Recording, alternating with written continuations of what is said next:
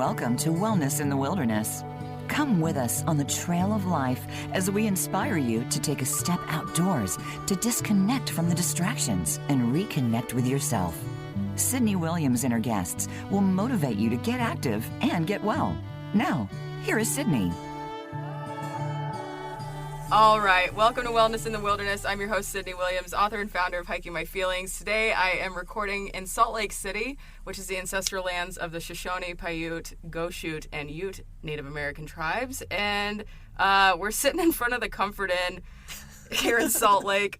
We're getting ready for morning 2 of Outdoor Retailer. I'm here with Gabaccia. This little mini season is in conversation with 5 women who have been instrumental forces for Hiking My Feelings in the first 5 years of our existence. And we're sitting out here in front of a hotel. First of all, shout out to Sawyer for putting us up. Shout out for Sawyer for sponsoring the podcast. We're here because of them. We had an awesome time moderating a panel yesterday, but we're sitting outside of the Comfort Inn. And because the rooms that we're in are the floor was vibrating in my room. And so we're like, oh, we'll go in the van. You know, it's kind of soundproofed a little bit with our cork ceilings. And then what did you call it? Of course. Put on the spot. But there is a large group of... She called it a boomer bus, y'all. She called it a boomer bus.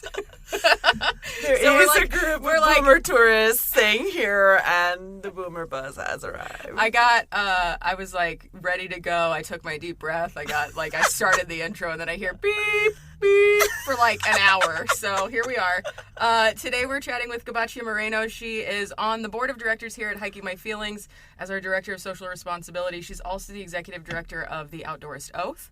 Amongst so many other things, Gabaccia is a multidisciplinary creator and creative. She's also a consultant. She fly fishes. She hunts. She hikes. She backpacks. She chases wildflowers. I'm remembering your bio from memory yesterday. Nice. That's how I roll. So Gabaccia, welcome to Ruby the Van.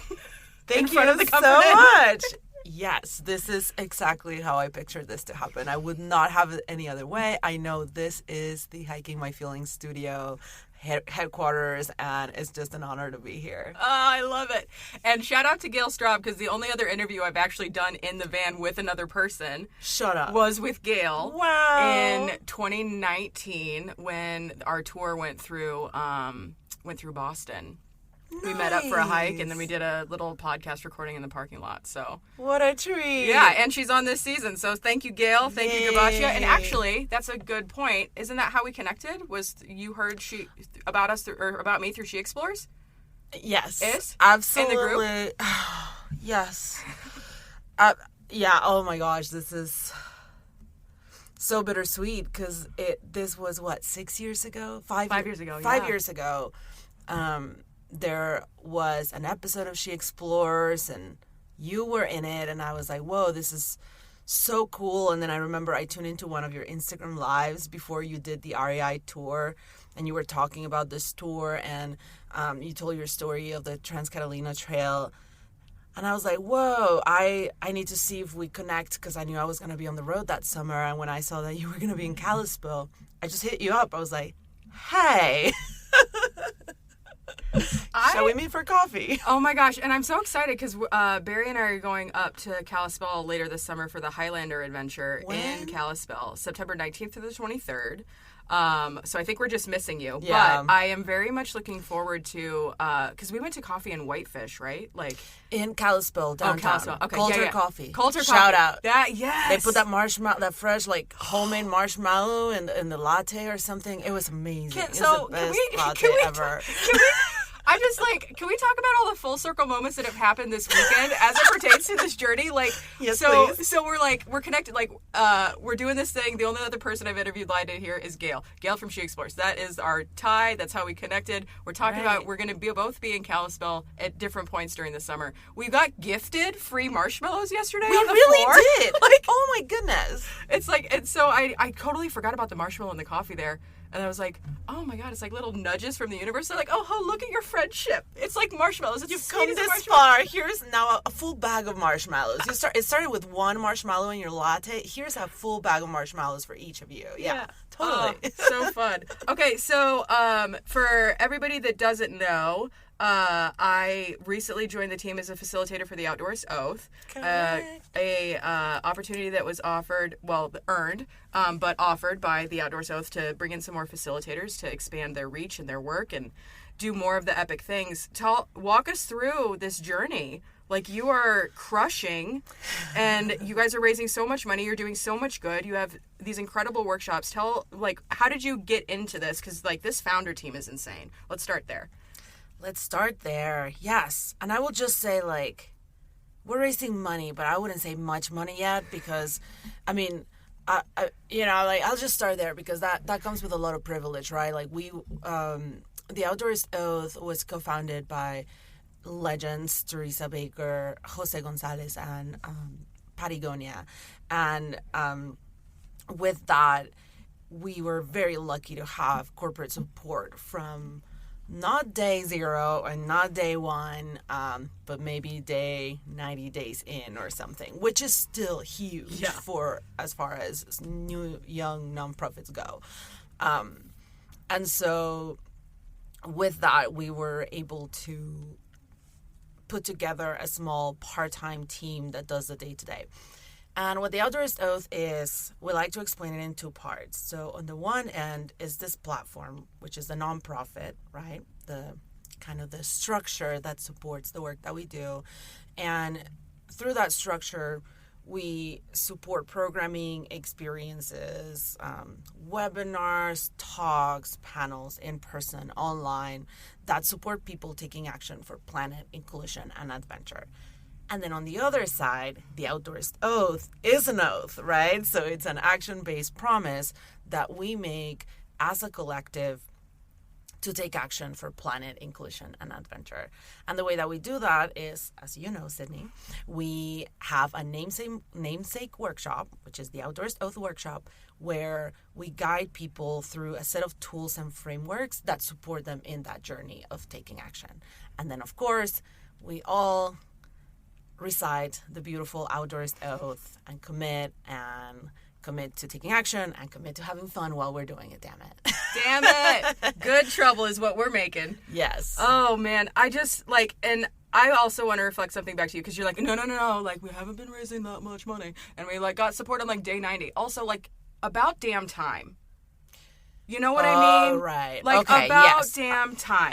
Absolutely. And the so much money part is because I think in nonprofit, we're so used to having to show up that we can do a lot with very little. But in reality, the work that we're doing, the work that you're doing at Hiking My Feelings is work that's so important, that has a lot of value, and that is not really cheap to do. Mm-hmm. Because the experience, just because the tools are cheap. I mean, when you consider the experiences, the lives of everybody that comes into this work to create these programs, you cannot even put a price tag on that, right? Mm. And so we're never gonna get paid enough to do this work. In a world, I would like to think that we will, but if we manage to get paid in a way that's fair, right? In a way that we can all retire comfortably, I'll be satisfied at minimum. That said, the value of this work is just beyond what money can do and say. And with fundraising is really interesting because when you want to pay people what they're worth, the money goes fast. Ooh, isn't that the truth? My Lord. Understatement of the century. Yes. And I still feel like we're underpaying, right? Mm-hmm. And yeah. So we've been very lucky in different ways that we've been able to support people because we believe in the value of what they bring to this table. And I gotta say, my experience with the Outdoorist Oath, I was invited as a founding member, which, first of all, the roster of people. Yes. I was on a Zoom call with Tommy Caldwell and Alex's wife Sunny, and I was just like, what is happening? How am I getting lumped in with iconic athletes in this industry? Because you're an iconic leader.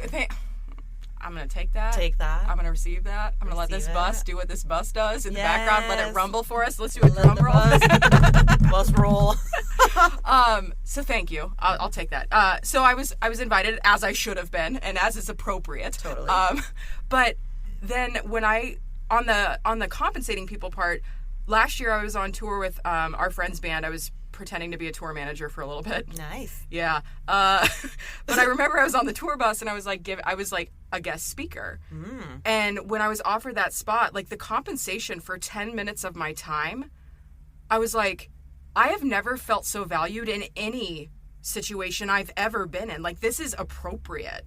Yes. And I was like, what kind of stories have I been telling myself about my worth as it pertains to doing this work? If these people can recognize what my time's worth for 10 minutes and they have the capacity to pay that as a new organization, like, I was like, there is something different here. And I feel like there's this wave in my mind, there's this like new wave of nonprofit and just in general ways to do business. But I feel like with what you're doing at the Oath, with what we're trying to do at Hiking My Feelings, like, I feel like it doesn't have to be this old guard of nonprofit being based out of like really, really rich people being philanthropic. Like, there's a better way to do business. And I think that the way that you guys are approaching how you run the Oath and how you loop people in and give opportunities for other people to exist and be paid is so, it's more than just like, the Oath is not just talking the talk, like by doing the Oath you're walking the walk, but like you take it a step further with the way that you care for the people in your circle. And it's like it's just awesome. So yeah. I just don't see how I could do it any other way.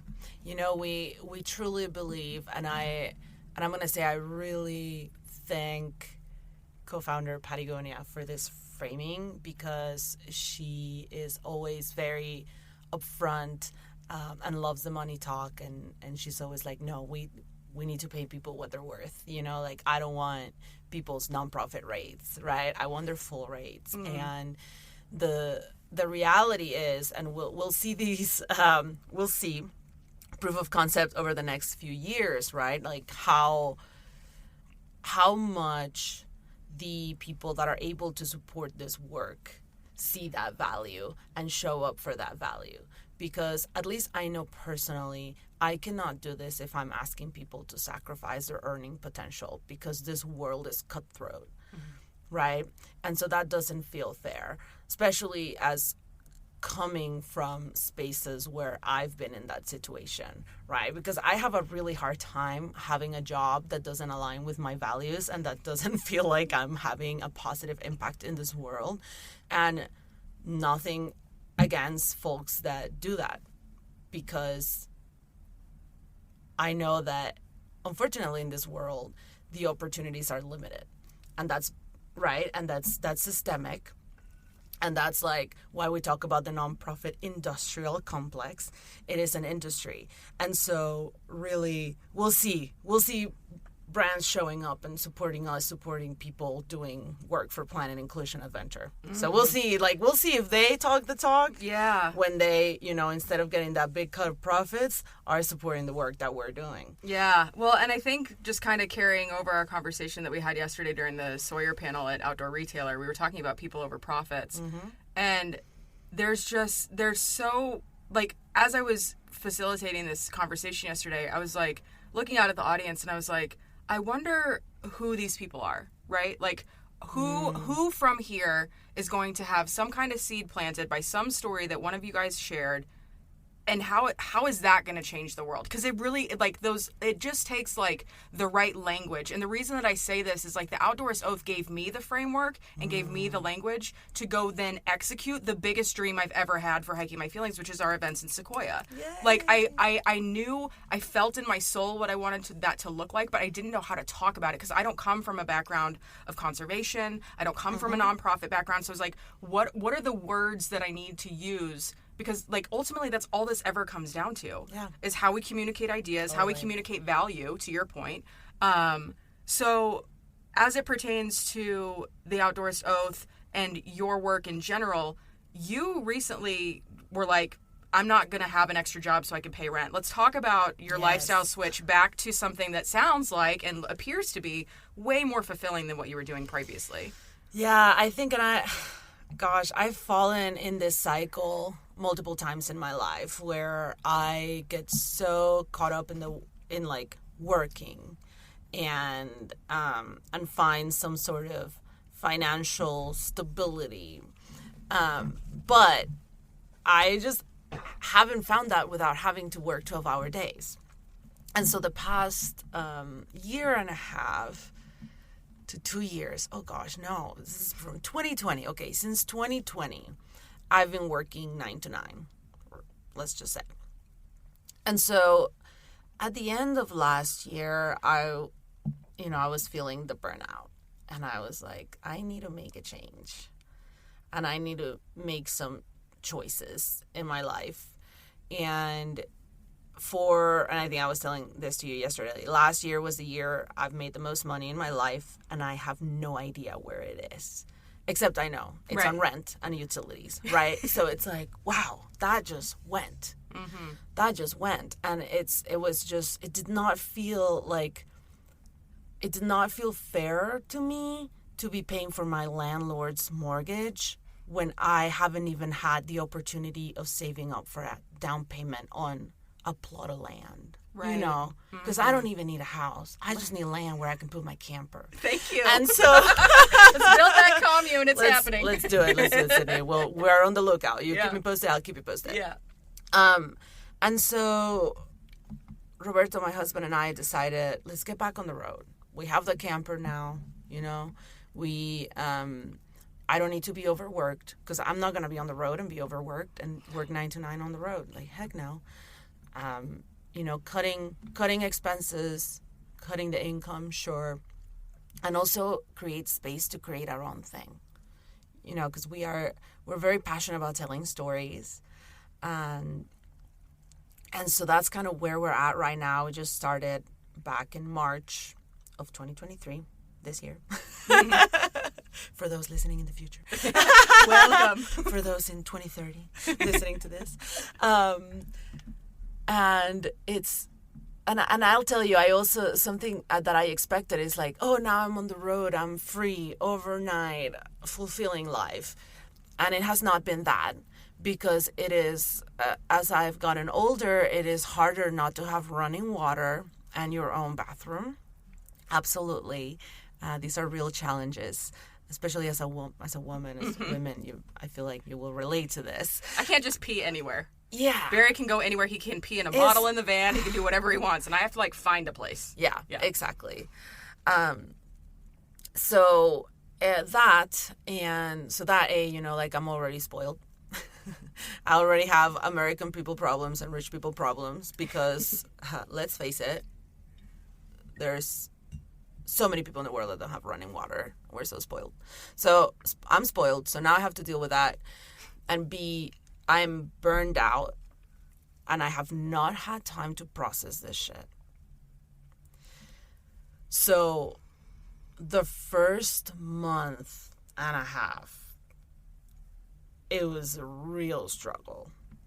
And it's all sorts of things, right? So I went from a 3-bedroom house to how big is my camper? I don't know, but it's weird. The living space is a truck bed. Yes. With some height to it. So I mean, imagine that. So 6 feet by however wide a thing, 7 feet or whatever. Yeah. 6 by 7 square foot or whatever. And I mean, adjusting to the space and figuring out where my things go. How do I organize my things in this smaller space again? I was like, dang. This last time I did this, I was 26. So this is almost 10 years later. And I'm like, wow, dang, it does get harder to be rugged, Yeah. But now I'll say now I'm settling into it and already feeling better just from forcing myself to be out in nature, because this is really how I see it. It's if I don't force myself to be there, I can be inside in a computer all day, which I have proven to myself. Sure, I was paying rent, and it didn't help that climate change is real, and the worst wildfire in the history of New Mexico was happening in my backyard after I had just moved to that house. Right. So my forests were closed. The reasons why I moved there, or so I thought to begin with, right, were burning. So couldn't go anywhere. And then, of course, I had 2 jobs and freelance work. So even if the forest would have been open, what time do I go? Right. And by the time I have my 1 day off a week, I don't want to do anything.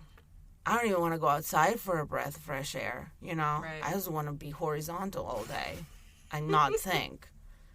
Whatever. So just keeping it real, like the change transition is difficult, but it's worth it.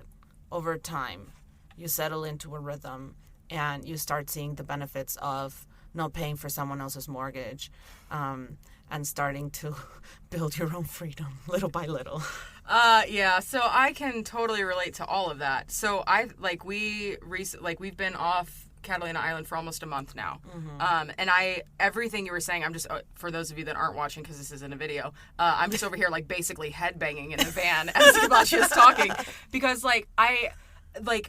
we moved into, there's a couple things that I wanted to hit on. Like, we moved into the van in 2018 it was our choice, but it was also out of necessity. Yeah. Not necessity like if we don't, we're homeless, or we have no other choice, but like the choice that we wanted to make for my health, for this dream of what we're trying to build here. I looked at my bank account and I was like, if I keep paying rent, that money's gone in 2-3 months.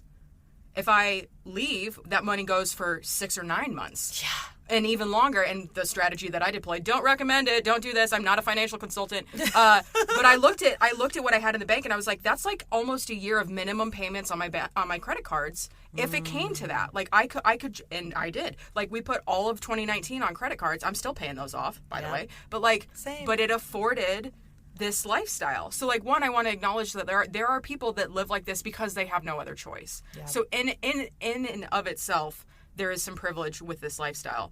And also, there is a distinct lack of privilege with this lifestyle for all the inconveniences and all the things that we mentioned. Like, in the context of living an American life, we're giving up a lot of comforts to be here. But for what? For me, it's for like, it is literal life or death. Yeah. And when we moved to Catalina, I same kind of thing. I was like, oh my God, I'm moving to the island that changed my life. Like, the TCT is my backyard. 2/3 of my rent is being paid. So this transition, we're making more money than we've ever made at Hiking My Feelings, like, basically combined, like, all the years. Right. Like, I was like, oh my God, we're going to be making, like, fat cash. We're going to be stationary. Like, we're not going to be spending money on gas. And I was, like, doing the math in my head. I was like, we're going to come out of here with, like, tons of money. This is going to fund our summer. Bullshit. I left there with less money than I had coming in. I bought a bunch of shit I didn't need. Yeah. And it's like, and for what? Like, I'm glad that I gave myself the opportunity to try that. But, like, when you were talking about, like, coming back into your truck and, like, where do your things go? When I unpacked in Catalina, I was like, how do I have so much shit? Yeah. And we have a van and a 5x5 storage unit. We don't have a lot of stuff. But, like, it's like my life just exploded into my closet. Like, I made this little altar with all my crystals. Because, like, I can't put crystals out in my van. Right. They go everywhere. So I was like, so I had, like, my crystals and, like, my picture of all my dead friends. And, like, you know, like, I was just, like, honoring. Yeah. And I created this space. It was, like, my little fort in my closet. And I was like, I thought, like, I remember when I moved to San Diego. And I had, like, my big girl job. I was making all this money. And I was like, and I set up my little altar in my office, in our house, in South Park. And I was like, oh my God, I've made it. And I thought when I got to Catalina and I could set up my altar again, I was like, this is, like, my thing where I feel like I've arrived. And I was like, it's so cluttered in here. I hate it. Like, all these rocks look like a mess. And I was like, what is happening? And then we got it back in the van, and same kind of thing, the adjustment period. Like, the first day we were in the van, we had to get a new fuel pump. Oh, gosh. And so I was like, oh, shit. Like, I forgot about the reality of, like, an unexpected $800 repair. I was like, I did not, what? Like, oh, my God, all the money we came here with is going out the window so fast. But to that point, and what, like you were saying, you were like, last year you made the most money you've ever made. You don't know where it went. But also, we've always had enough. Like, for me and Barry, and this is something that we were saying yesterday during the panel, was like, I don't know where, like, I genuinely don't understand where all that money goes. Like, I look at the sheets at the end of the year for what Hiking My Feelings has raised and what we've spent on programming, and I'm like, where does it all go? Like, it's not like I'm getting paid that. So it's like, it's kind of tying all the things together. Like, the programming is not free or cheap to run. Right. The experiences cost money. The value is through the roof. This lifestyle affords us the opportunity to go do this in a way that feels good to us and feels good to you guys. But my God, like, there's so many ways to live a life, and what I'm realizing is none of it's easy. None of it's easy. And the grass is green where you water it. Like, because I was like, and I never thought when we left here to go to Catalina, I never thought that there was anything wrong with Hiking My Feelings or the way we were living. I was like, oh, this is just the next natural evolution of our story. I'm glad I gave it a shot, but that's not true either. Like, Right. I've never had a transition, and I'm curious about this for you because you eliminated some of the work to have more time for life. I've never been in a career transition where I'm going back to something that I've already built that was absolutely incredible. Because, like, every career transition has been like, this is over, now I'm moving forward, or this is over, now I'm doing a pivot. And it's not like Hiking My Feelings didn't exist while we were on the island. I wrote my second book. Yeah. But we didn't execute any programs, so I was, like, kind of feeling like it was, like, the baby on the back burner. But the second that we stopped focusing on what wasn't working, paying our landlord's mortgage, contributing tons, like, just bringing so much to that business and seeing so little in return. I have always said, the second that I get more resources, like, imagine what we could do. We've done so much with so little. Imagine what we could do with more resources. When I had more resources, they all went away. Like, I'd never even actually had time to hold them and appreciate them. Yeah. So for you, as you're thinking about what this year looks like and what it looks like moving forward, are you feeling good about the things that you've kept on your plate? Are you missing anything that you took off your plate now that you've kind of reduced your workload? Yeah, that's a really great question. And I'll say my exit from the job that I decided to quit was not easy because I shout out to the Nuestra Tierra Conservation Project team. I have so much respect and so much heart for that team, for all the growth that I did with them. And in a different life, that's a different path that I would have completely, fully taken. But I was also really lucky because my exit wasn't like, today's your last day, forever, bye.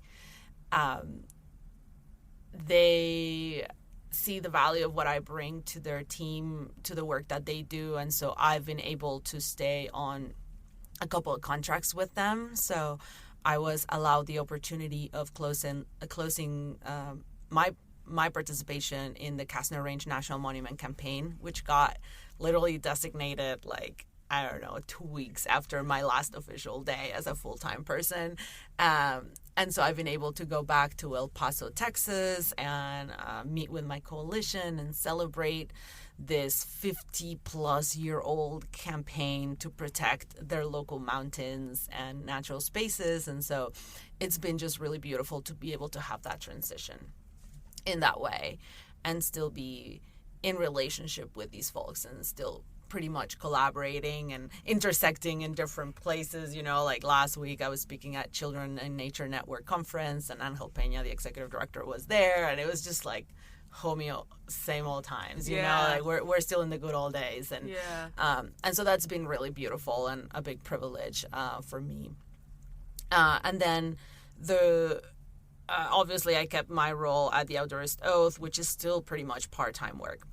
And that was, for me, the reason to just focus on this is, I've never before had the opportunity of building an organization or business from scratch. My whole career, I've been helping people improve, fix, and find solutions for their businesses that are already entangled. And so for me, this opportunity was like, whoa, I get to apply everything I've learned and try to build like my dream org structure from day one.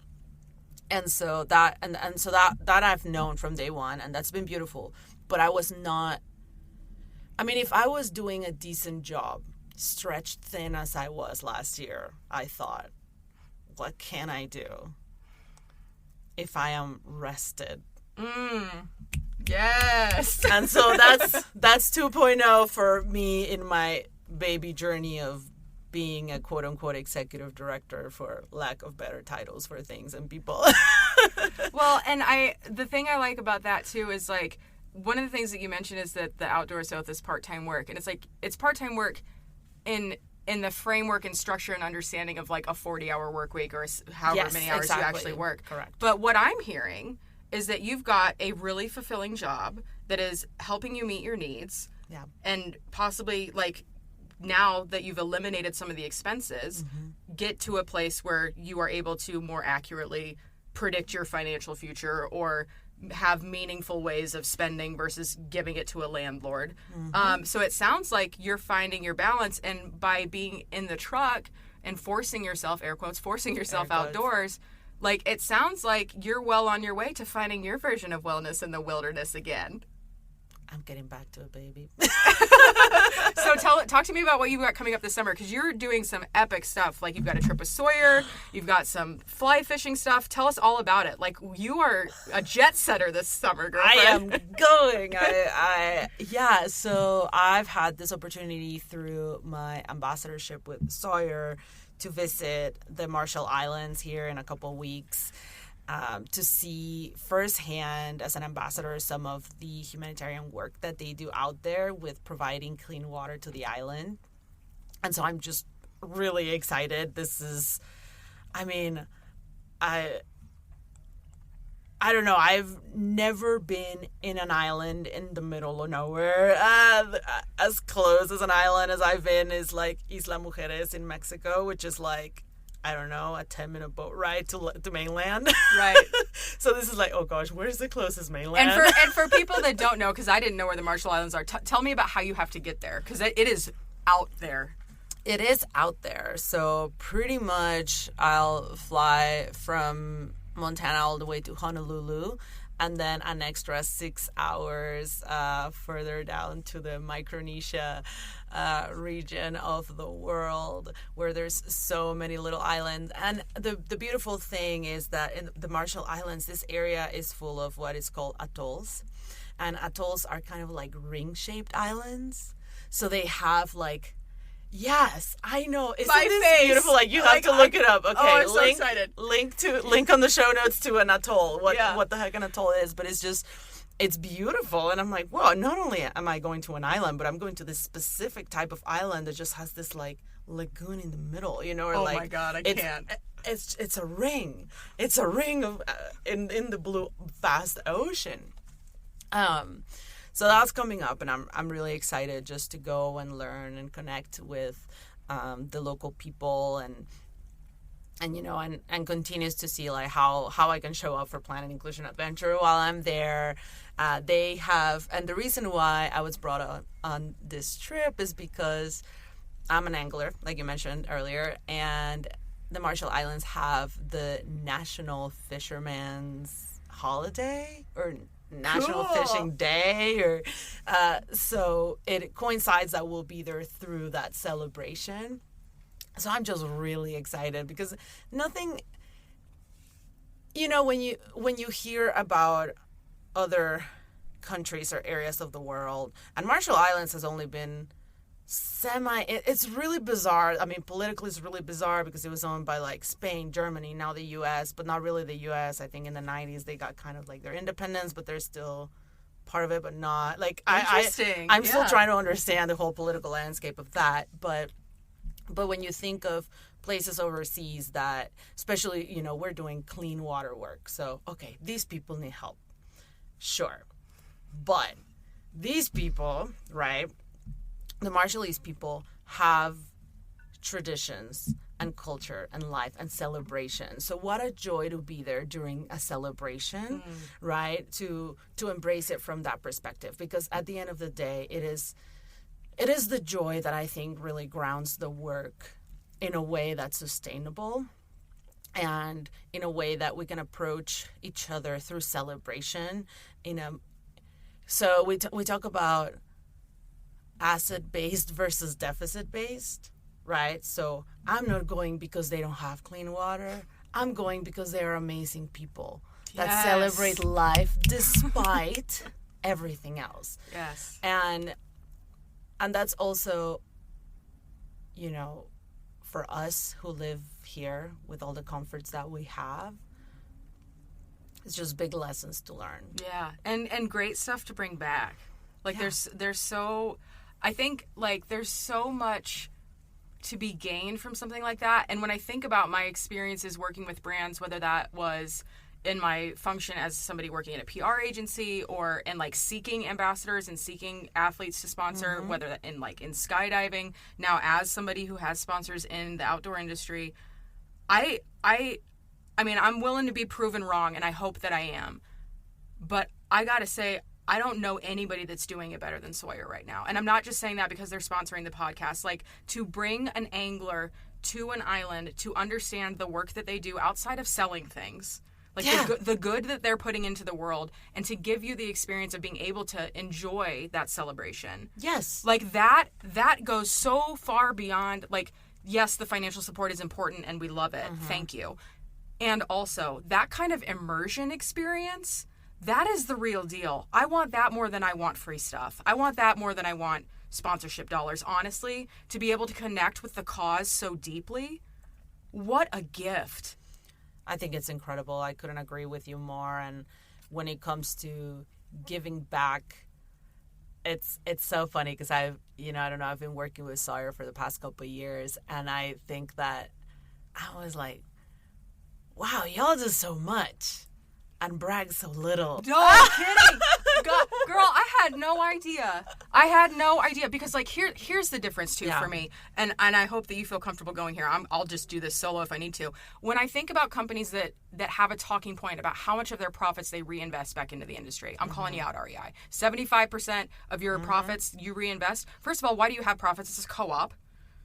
Yeah. So, like, there's that. But also, like, where is that actually being invested, and how is that supporting the people that they are choosing to uplift?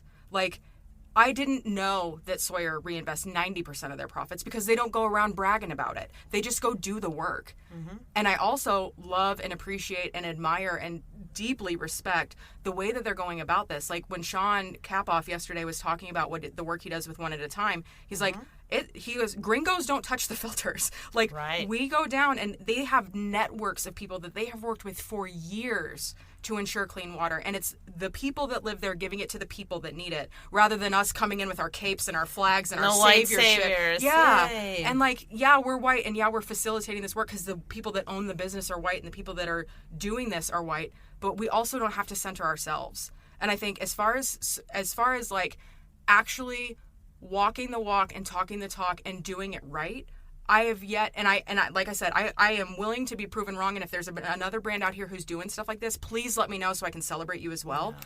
But I don't, of all the brands that I've interacted with in this industry over the past few years, and in every other brand that I've ever interacted with in my 15-year career in communications, I've never been so impressed and been so honored and just grateful to be in the orbit of people that are doing business in this way. That's the future that I want to see for this industry, for ambassador partnerships. Like, I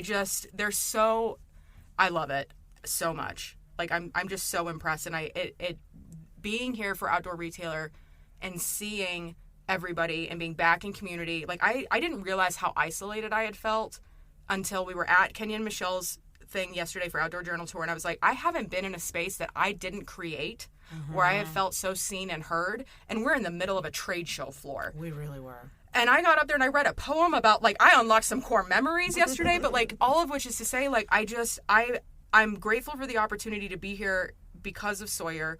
And also, I didn't realize how much I had missed the in-person kinship and connection and community. Like, I genuinely didn't realize how big that space was in my heart until it got filled up yesterday. And I was like, oh man, like, this feels like 2019, right? Like, there's all this momentum. There's nothing hanging over our heads. Like, there's always stuff hanging over our heads, but not as urgently as it has over the past few years.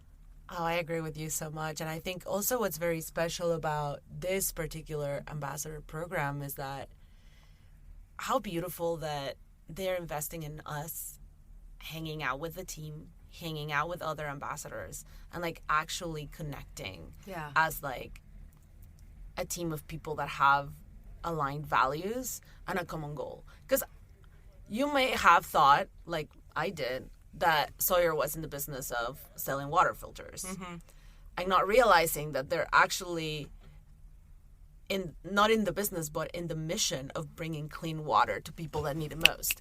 And so when you have that realization, you're like, oh, shoot, okay, this is like something else. Yeah. You know, and for all the ambassador programs that you can be a part of, this is just so unique and so special and heartwarming. And it really feels relationship based. I felt included. And I didn't realize how not included I've felt in a lot of ways over the past, my whole life. Like, you know, you feel like a weirdo in the cafeteria when you're a kid, but like, and that feeling tends to carry through into some other situations. But like, and like, I'm a person that like, I make myself, like, I'll just insert myself into a community, into a conversation. Like, I'm a pretty personable person. I consider myself a social chameleon in some ways. Like, I can just be there and, like, figure it out. But, like, I haven't felt so intentionally included in something. And I think what you just said about, like, the opportunity to demonstrate thought leadership for the people that were on that stage yesterday, like, because Andrew asked me to facilitate this conversation. I was like, cool, you got talking points? You got questions you want me to ask? He's like, no, like, we trust you to guide this conversation. We trust however you're going to bring this story forth. And I was like, first of all, wow. Like, I love that I'm being considered somebody that can hang on this kind of conversation. Like, that feels good to me. Like, thank you for that reflection.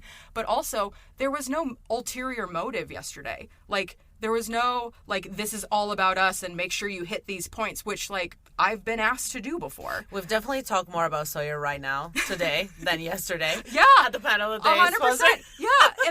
But I mean, like, I can't help it. Like, I'm just so enthused by, like, it gives me so much hope for the future. Because we sat in on a panel yesterday about the future of brand partnerships and ambassador relationships. And I was just thinking, I was like, I mean, like, they're already doing it. Like, everybody, like, figure it out. Like, it's being done. Like, the immersive experiences, the long-term valuable relationships are happening. We just need to, like, look in the right direction. Totally. So as we start to think about what you've got going on this year, so you're doing your Marshall Islands trip, and then you've got some stuff in Montana. Yeah, and then we'll spend some time in Montana and join. This is my new tradition since 2021. I go up there with my colleagues, Bree and Serene, who are fabulous. And they do what they call the Outcast Anglers campouts, and they have so many this year, which is epic because they started with 1 and then 2, and now there's like 6, and I'm like, whoa, y'all are doing this. And really what they're doing is creating space for people interested in fly fishing that do not feel represented or welcome in most of the spaces that already exist. And so I've been going since the first one in 2021, and this is like my epic road trip of every summer where I get to go up north and then hang out with friends, old and new. It's always been beautiful because you don't know who's going to be there, but you know who's going to, now I know who's going to be there that we've met over the years, or people that we've been, just like following each other on Instagram and DMing for a while, or maybe we've just been on some Zoom calls or phone calls, and we finally get to go fish IRL. And so that I'm really just looking forward to being for those 3 days fishing with some amazing people, connecting and kind of just like forest bathing in the beautiful soul of so-called Montana. Yeah. Well, it sounds like you've built a life now, and you've done some tinkering over the years, but it sounds like you're moving in a direction that feels sustainable for the energy and the capacity you have to do work. Mm-hmm. It's meaningful. It's the right amount of time to spend on it versus spending all day inside on a computer. Yeah. You're really growing into this angler side of things. Like, now you're instructing. It's not just a thing that you enjoy doing. Like, you're sharing this with other people. Like, true. Yeah. Like, you have a thing tonight. And, like, you're teaching this stuff. Like, Gabaccia, that's insane. That's so awesome. I know. Like, just 3 years ago, I was the student, and now my teachers have passed the baton to me. So also shout out to Whitney Lang and Hillary Hutchinson, because they are both just sent this opportunity my way. They're like, oh yeah, River Development School, Gabaccia should teach that. And I'm like, really? They're like, yes, can you adapt? You know, pretty much I'm adapting curriculum that they've put together into like a more introductory session for new anglers. And now as I've arrived at my own moment of being an independent angler and being able to just go out on my own and catch fish and have my moments there, and now I get to share what I've learned with others so they can do the same. Especially women, you know, we have been excluded from so many spaces just on the base of our identity. It is not untrue that in some states women were not allowed to fish alone, or there's just some weird laws out there where, like, I think as a woman you either couldn't, like, well, you were telling me about what women cannot jump on Sundays. Yeah, the women in Maine, there's still an archaic rule on the books that women cannot skydive on Sundays. Mm-hmm. Yeah, so because, random. you know, as women, yeah, well, there's some things that we're not allowed to do because we shouldn't be out there on our own. So really defying that narrative that's as old as time, unfortunately, or at least as old as colonizer times. I don't know before, and yeah, supporting other folks to get out there and do this thing that I find so healing and so fulfilling. I mean, I had and it was weird because immediately got my imposter syndrome because I was like, oh no, my gosh, but I haven't like fished this year, and I want to teach about fishing, you know. And I was like, wait, you have not fished this year. I cannot remember when I started fishing. Period. Like my earliest memories of childhood, I was already fishing. Like, right. I don't have a memory of my first time tying a hot dog to some line and throwing it in the river. I don't have that memory because I've done it so much. Right. So yeah, you know, I'm like, F that.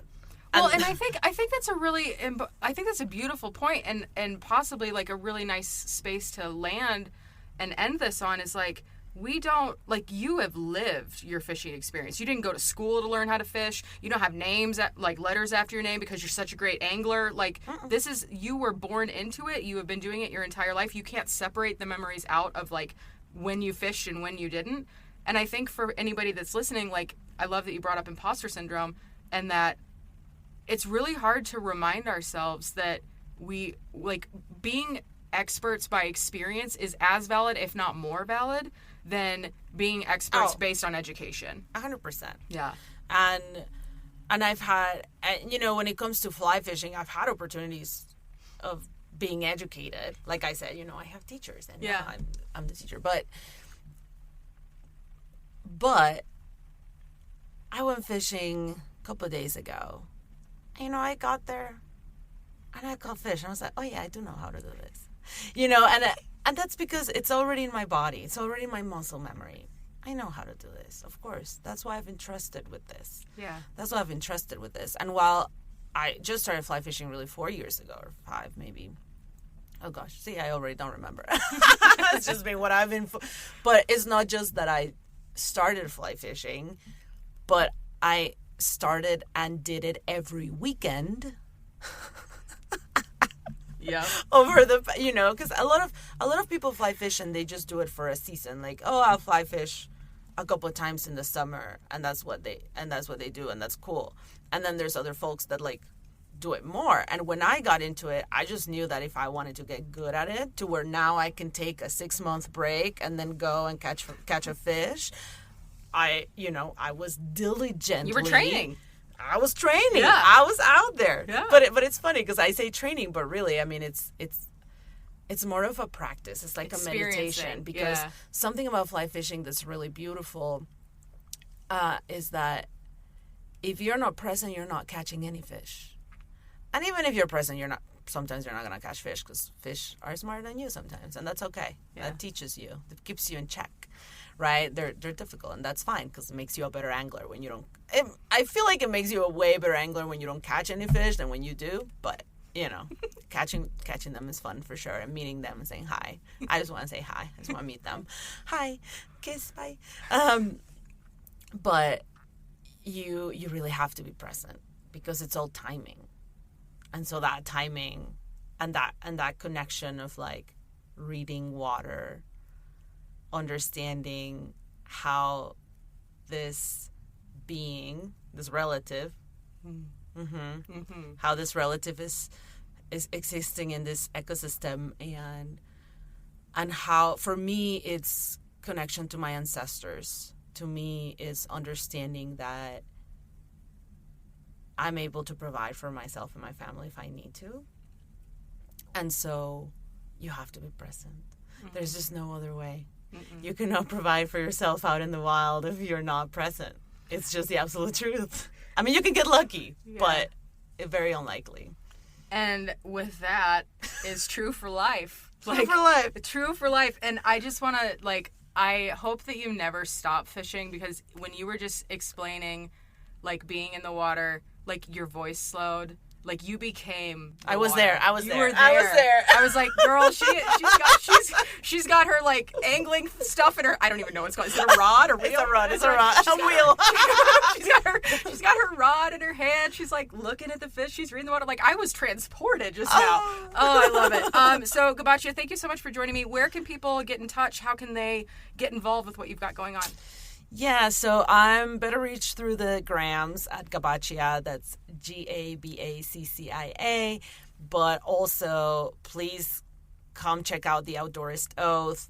And we're Outdoorist Oath on Instagram, Outdoorist Oath everywhere, and outdooristoath.org. And come take a workshop. And hopefully Sydney's facilitating, so it can come full circle. The student has become the teacher. Oh, yes. Man, I love you so much. Thank you for listening to She Explores. Thank you for reaching out and inviting me to coffee in Kalispell, Montana. Thank you for saying yes when I didn't know what a extra board member would look like. Thank you for all the contributions and introductions you've made. We wouldn't be here without you, and I love you. Oof, I just love you so much. So. Bye, everybody. I'm crying. Bye. Happy 5 years of hiking my feelings. All right. See you later next time, whenever that is. All right. Bye. Ciao. Sawyer is more than an outdoor company. Every Sawyer product you buy contributes to our common humanity, bringing Sawyer water filtration systems to people in need all around the world. In just 2022 alone, 260,000 households in over 45 countries received clean drinking water through Sawyer filters. Over the past 10 years, we've teamed up with over 140 charities in 80 countries to provide long-term, sustainable relief, domestically, internationally, and in disaster situations. Together, we're saving millions of lives. Thank you. Ready to find your wellness in the wilderness? Look no further than Hiking My Feelings. Through a combination of community and self-discovery, our programs are designed to give you the space and support to connect life's dots. If you're looking to figure out who you are underneath the stories you've been given and are ready to redesign the map of where you're headed with actionable steps and opportunities to dream big, we're here to walk alongside you. Whether you're a seasoned adventure enthusiast or brand new to the healing power of nature, we've got your back. Visit hikingmyfeelings.org today to download our free Trail Thoughts worksheets and learn more about Hiking My Feelings.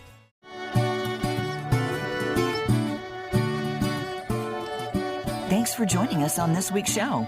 We hope this episode has been a breath of fresh air for you and has inspired you to find your wellness in the wilderness.